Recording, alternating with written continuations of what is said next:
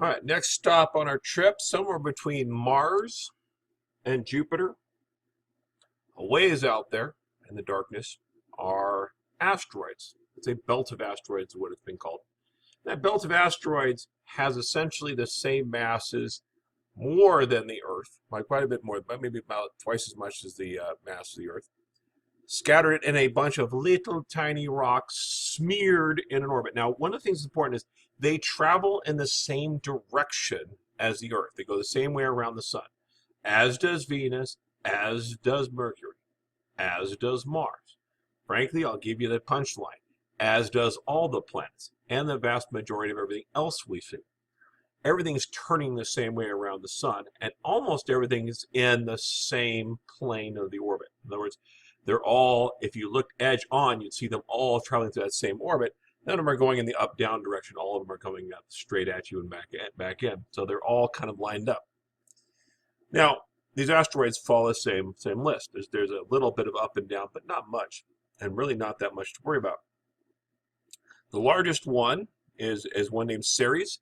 Ceres looks rounded, so therefore it's boring. It looks like a moon. It looks like a planet. So therefore, I'm not choosing to share that with you because the vast majority of asteroids don't look like this. The majority of them look like this little guy right here.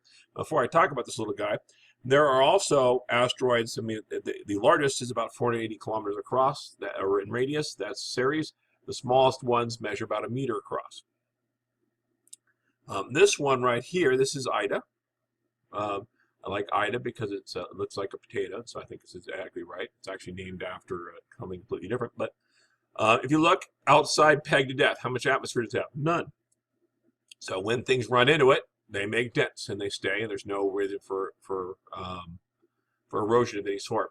Most asteroids, well, I shouldn't say that. Asteroids come in essentially two flavors. One of which is basically a big chunk of iron with some other chemicals involved, and those big chunks of iron they're floating around, and so therefore one of these rocks represents a tremendous amount of wealth if you think about the heavy metals involved. And so one thing people are talking about as of late, and actually since the 1970s, is could you send something out here, mine these things, and bring the metal back? It is extraordinarily far away. You're talking about years to get there, years to come back, but it is not entirely impossible to do so. And again, the relative wealth of these things is tremendous. The other type of rock is essentially made out of carbon, calcium, and then some of this iron products. Okay, and those are really interesting because if you get in there, you get a chemical network, and they actually are blacker, so it's hard to get a good picture of them. But when you drill into them, they have interesting chemicals. They even have things like amino acids on them, which is spawns people to say that maybe life started with a asteroid striking our planet. Now, this particular fellow, this here, Ida, this is about 16 kilometers in radius. That's average radius. You notice it's potato-like, so when you start talking about radius with potatoes, it's really kind of hard to say, but that would be the average radius. This thing rotates every 4.63 hours. Again, as I said before, it goes around the same way. Its atmosphere has no atmosphere, so one side of the rock is warm. Warm being a relative thing. It's about 15 degrees Fahrenheit, which is still cold. But the backside's 270 range, so yeah, better that than the other. And again, it turns every 4.6 whatever hours, and still the disparity between the hot side and the cold side is pretty large. No atmosphere to protect it, therefore it sheds its heat pretty fast. Okay. Now, next slide is, so here is the asteroid belts with all the dots of all the asteroids. The green ones, the orange ones, and the white ones, they're all asteroids in where they orbit the sun.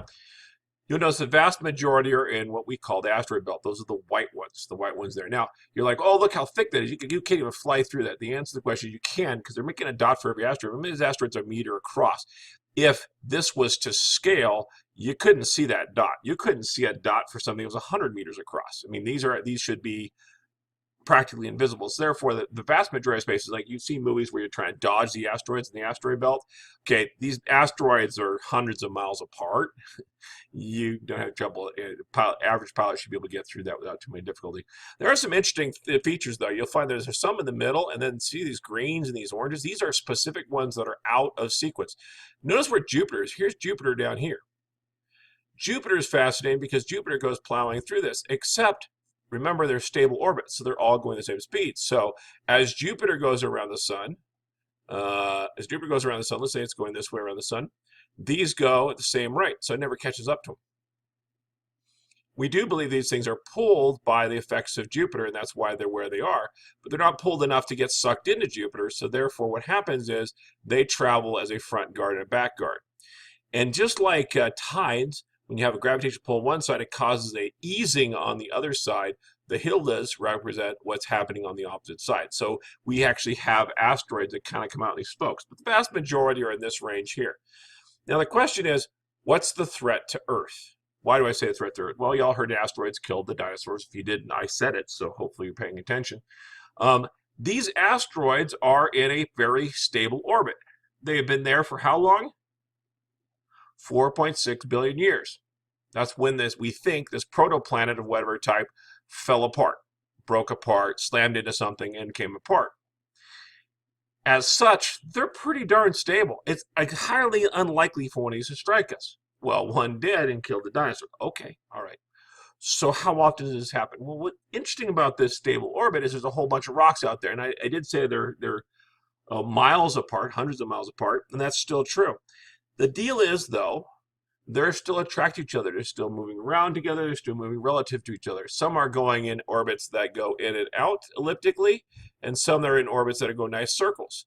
So every so often, once in a very long time, two rocks will run into each other and bounce off and do a little momentum shift. If one of them gets slowed down enough, they will spiral in towards the sun and make a different orbit. That's what all these little green and red ones down here are doing.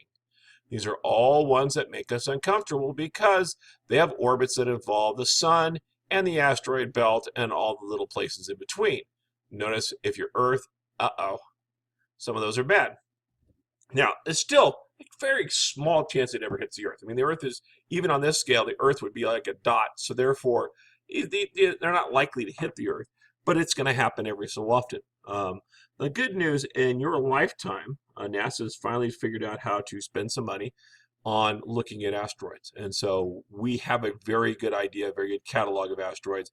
And we also have some equipment to detect when asteroids change their orbit. So unless they change their orbit in such a way that the first time they come out of the asteroid belt, they're screaming towards us, we're pretty much going to see it before it gets here now at this point. There's a couple odd sort of orbital things that could happen to us by surprise. Somebody will hopefully figure out how to deal with that. But the bottom line is right now, most possibilities, given the randomness, the percentage of chances of us being surprised by an asteroid strike has gone down by 2 orders or 3 orders of magnitude. So that's cool. Anyway, asteroids, that's what asteroids are. Again, we'll move on the next video.